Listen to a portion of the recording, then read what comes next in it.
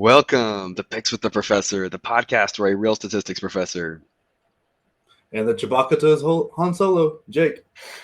gives you sports betting tips. I am Professor Sides. You can follow me and find all my picks on Twitter at Professor Sides.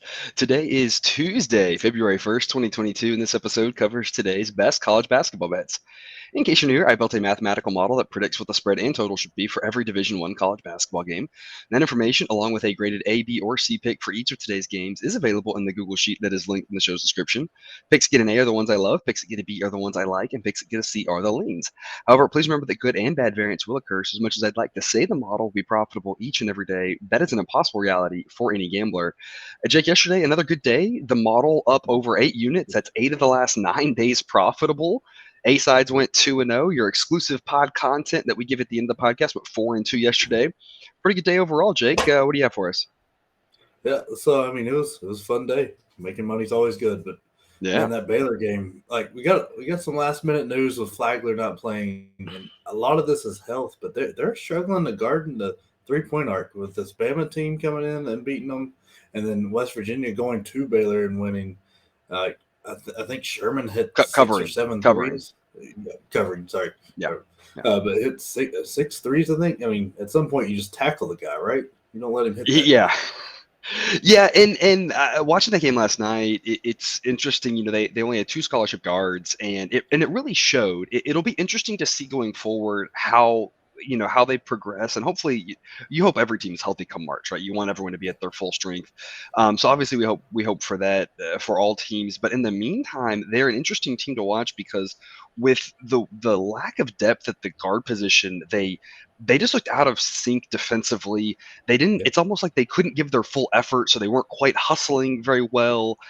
They were playing, like tentative with fouls, and then they would take some really bad fouls. It was just not a good combo to have only those 2 guards. And Akinjo played pretty well, but obviously his strength Yeah. is a little more offensive than defensive. It was not pretty defensively, and if they can't get healthy, like you said, at the guard position, they looked a little out of sync. So they've got a few days here to heal up, and so hopefully they can get that righted going forward. Obviously, the Big 12 is a gauntlet each and every night. Yeah. Everybody talks about chemistry, like, and refers to it as from an offensive standpoint, but it's actually more important defensively, Yeah, knowing what to do when the screens come or when to switch and who's going to do what is much more important on that end of the floor than it is offensively. And I think yep, that's where absolutely. Baylor's lacking. The guards they're playing aren't used to playing with each other. Absolutely, and it definitely showed last night as they let West Virginia hang in the entire game and make it a nail biter. Which takes us to tonight's slate. We're going to start off with the Davidson at St. Bonaventure game. That is a 6 p.m. Central start. I'm starting us off hot here with an A pick. Davidson +3. The model thinks they should actually be a slight favorite here.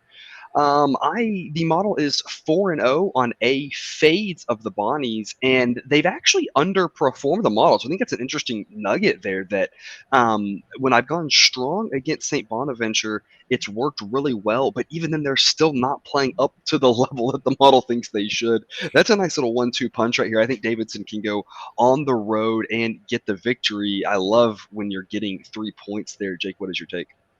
Yeah, this Davidson team, we've talked about them quite a bit here recently. They're very, very good offensively. They're also 3-0 as a road dog with 2 outright wins.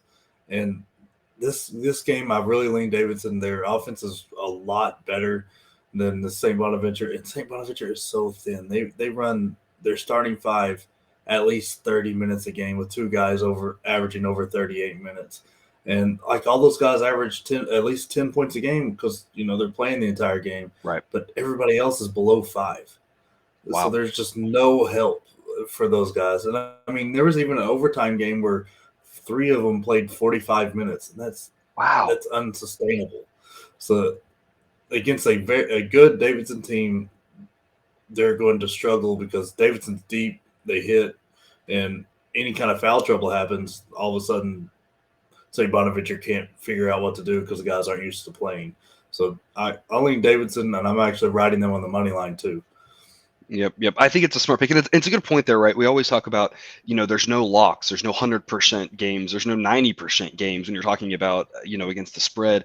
But when you look at it, to me, it's one of those situations where I say there's a lot of things that have to go right for St. Bonaventure to not only win, but win by more than three.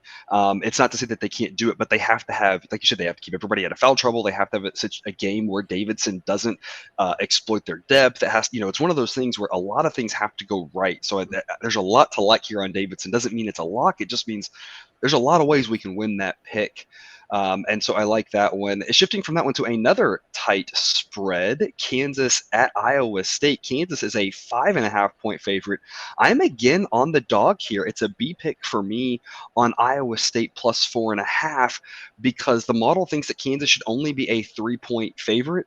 6-1 this year on A or B picks of Iowa State. I think the number still hasn't quite caught up to them. It's getting close, but it's not quite there yet. I think this is a situation where the Cyclones still not getting the respect that they deserve at home, and I like getting 4.5 points. Jake, what's your take?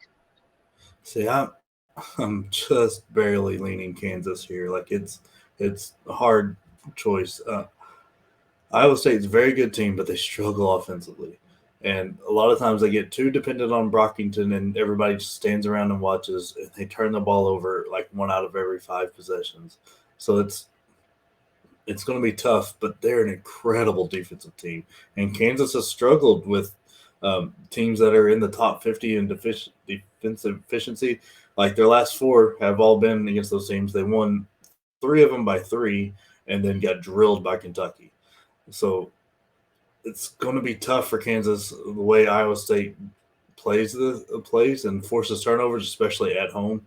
But I think Ibaji is the difference. I think he's going to come out angry after that performance against Kentucky. I think the whole team's going to respond well, and I think they win by I think it'll be under 10. I think it's like 7-ish point game, but I'm leaning Kansas, but buyer beware there. All right. Also at that same time slot, we have South Carolina at Mississippi State. It's a B pick for me on Mississippi State -8. The model thinks it should be -10. Jake, I'd love 7 personally. 7 is such a key number in basketball. Obviously, not as much in football, but it is still a key number. That's where a lot of teams stop fouling. I love 7. I still like 8. I think that's the right side to be on. I think it's kind of as simple as that. Mississippi State's the better team. They should win handily. Jake, what's your take? Yeah, Mississippi State's a much better team. South Carolina, I love Frank Martin as a coach, and he's just as tough and hard nosed as he is. His team plays that way, but this Mississippi State team is really good and just outmatches South Carolina at every position. They rebound offensively incredible, and then South Carolina can't rebound that well, so they give up almost 10 or a little over 10 offensive rebounds a game, which is going to lead to them getting drilled here with Garrison Brooks and DJ Jeffries and the rest of the big guys that Mississippi State has. And then Iverson Molinar is just an incredible guard. Really had no clue about him coming into the year. And I watched the SEC quite a bit. I just had really never paid attention to this guy, and he's been an incredible run this year. Yeah, and like you said, you can't give the other team that many free possessions, giving up that many offensive rebounds, especially on the road against a team that's better than you. It could lead to an ugly night there. The SEC matchup of the night, Alabama at Auburn. That's a later tip, 8 p.m. Central. Auburn is a 7-point favorite. I'm going back to the well, though, here. I'm going under the 155.5 for a B pick. The model thinks it should be 153.5. The key here is we're betting the number, right? Obviously, Alabama plays high-scoring games. It's just there has to be a number where you would take the under. If you're an over better, there has to be a number where you take the under. I just think this one's too high.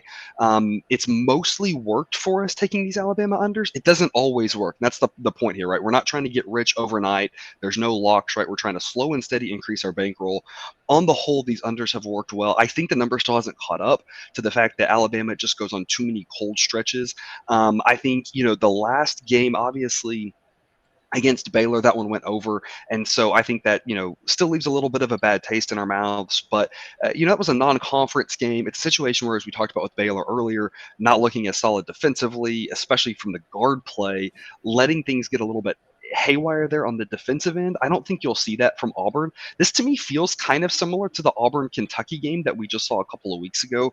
Auburn won that game about 80-70, and that seems about where we're heading here. Auburn at home, the better team, should have a nice, solid victory, and that 80-70 mark around 150 points seems about where this game lands, in my opinion. Jake, what's your play on this one? I'm on Auburn. I like the under, but it's a little scary to me the way these teams can shoot if they get hot. But I don't think I think the under is a relatively safe play. But I really like Auburn to cover this number. They're just so good at home. They're 10-1 against the spread at home. They take care of the ball. They've got Jabari Smith, who's potentially the number one pick coming up at 6'10", that there's not a matchup that Alabama has for him. And then if Walker Kessler learns not to swipe at everything and get in foul trouble and play 5 minutes against Bama like he did at Bama, they've got an incredible size advantage with probably the best shot blocker in the SEC going. And Alabama comes to play against really good teams. Like the last game was fairly close for most of the game, and then they beat Baylor, they beat Gonzaga, and they beat Houston. But at some point, playing to the level of to the level of your competition is going to catch up to you, and you're not going to be able to hit the gas hard enough or whatever you need to do to stay with them, and it's just going to get out of hand. And I think Alabama turns the ball over too much and doesn't hit enough free throws to keep this under 10. I think Auburn wins 10-15 range. Yep, that makes sense. And then the game that everyone will be watching tonight, Texas at Texas Tech, the return of Chris Beard to Lubbock, 8 p.m. Central. Tech is a 5-point favorite with a very low total. Look, I wanted to like this under. This game, it feels just from I've seen a lot of these two teams. This feels like a game that probably finishes like 51-49, something super ugly, right? 51-44 or something. Some, depending on which side you think will cover, some just awful score. But that number is just so low. I have no pick for you here on this one. I can't really endorse either side. I think the numbers are both right. But Jake, I want to turn it over to you and just let you give your analysis on this one. I'll be glued to my TV personally. I don't know which way to go. What do you think? I can't wait to watch this game. It's going to be an incredible battle, but not from the offensive standpoint. Texas Tech is turning this into a freaking event with the atmosphere should be fantastic. Flair and all sorts of stuff like that. I don't know his connection to the university other than they wanted somebody exciting there. That's going to be fun. The place should be rocking. There's nothing else to do in Lubbock, Texas. So it should be just an incredible atmosphere. A late start. The people will be rowdy if you're reading between the lines there. They will be rowdy by that time of night. Digging into these numbers, it was kind of wild. Texas, everybody talks about Texas Tech's defense and how great it is and all this. Texas actually ranks better on the whole, by a couple spots and a couple percentage points. But that was very surprising to me. But when Texas goes on the road, they don't travel well. They are very bad on the road. That top 10 defensive efficiency they have drops down to 175 when they travel. Wow. It was very disparate. And then they turn the ball over a little too much, and Texas Tech forces tons of turnovers, especially at home. I think it's at 18 a game, and that's ridiculous. And Texas Tech's offense just can't get going when they're all healthy. Like Shannon Jr., he's questionable tonight, but the key guy to watch and the key matchup is I'm not sure if it's going to be Timmy Allen or Andrew Jones or a mix of the two against Kevin McCullough, because Kevin McCullough is the driver of this car for the Texas Tech offense. He leads in assists, rebounds, and steals. He just does a little bit of everything to get everybody going, and I think that's enough to go with to get Texas Tech over the edge. The home court advantage plus the amount of turnovers they'll force will get them just enough. And I mean, I would like to say I'd like to play the under in this, but man, that's so low. It's so low. That's one stretch of 4 minutes where somebody hits a few threes, like we saw against Kansas for Texas Tech or something like that, and then all of a sudden your under's blown. Yep. It's one of those things where it's like I don't I would never advise playing you can't we talked about this with the last game, right? You almost can't make this total low enough, right? Like what's the number where you'd have to take where you feel confident taking the over? I mean, it's hard to think of a number because these defenses are so great, and True. the offenses, both of these offenses have stretches where they just completely disappear. And so you're going to get multiple stretches, multiple TV timeout to TV timeout stretches, I feel of like 6 points combined or something like that. Would not Yeah. surprise me at all in this game. It should be a What was it? fascinating one. Was it the Bethune Cookman game that Bethune was Cookman one to last night, two? yeah, Yeah, two that's two to just one at the first that. TV timeout, Yeah, and I'm like, how is that even possible? yeah. Which that leads us into our buzzer beaters here, your exclusive pod content. I only have two A picks of the day. I am not going to make either one of them the A plus pick of the day, so no A plus play for me today. We've already talked about one of my A picks. I will tell you the other one is Northwestern -4.5. I think that's the right number for them. I just am not going to put that in the A plus column. It's an A, not an A plus for me, simply because we've talked about Northwestern a lot here. They just can't seem to win these close games, and this is the spot for them to do it at home against a rough Rutgers team. But I'm sticking with an A grade for Northwestern, not an A plus grade. I've got the best B side of the day, Duquesne +8. That's a 6 p.m. Central tip at home versus Richmond. I just think that's too many points at home for Duquesne. I like them getting 8 there. That's my best B side. And then every dog has its day at 6 p.m. I'm taking Providence on the money line +140 to get the road win at St. John's. I like usually taking these short dogs at home. This one's a road one, but I think that Providence has been just a fantastic team. We've talked about them a little bit here, that the number has just really struggled to catch up with them. They're playing really well, and I like them to keep that rolling and get the win here at St. John's. Those are my two buzzer beaters. Jake, what do you got for us? Yeah, that Providence line makes no sense to me. You're talking about a team that's really running through the Big East and is doing very well. I mean, I know they're at the top of the luck ratings, but I don't get where the St. John's number came from. Yeah. But my buzzer beaters, I like Bowling Green tonight. I don't think Central Michigan's got enough defense in them to stop this Bowling Green team, and I like Fresno State to cover against San Jose State. I really fade San Jose State at all possible opportunities. And Orlando Robinson is just an incredible player. He went for 31 and 12 last time against San Jose State, so I expect about the same kind of performance from him and an easy cover. All right, and that is all we've got for you today. Thanks again for tuning in to another episode of Picks with the Professor. Reminder, check out that Google Sheet for all picks and totals on today's games. If you haven't done so yet, click that subscribe button. Again, we will get you a new episode every weekday of the college basketball season. And again, we're going to do that live Q&A episode on Saturday morning. That'll be at 9 Eastern, 8 Central. We'll just go through our regular show, and then at the end, we'll answer any questions that anyone wants to throw at us on any game. There will be over 100 of them. We'll see you tomorrow. And until then, remember, you can eat your betting money, but please don't bet your eating money.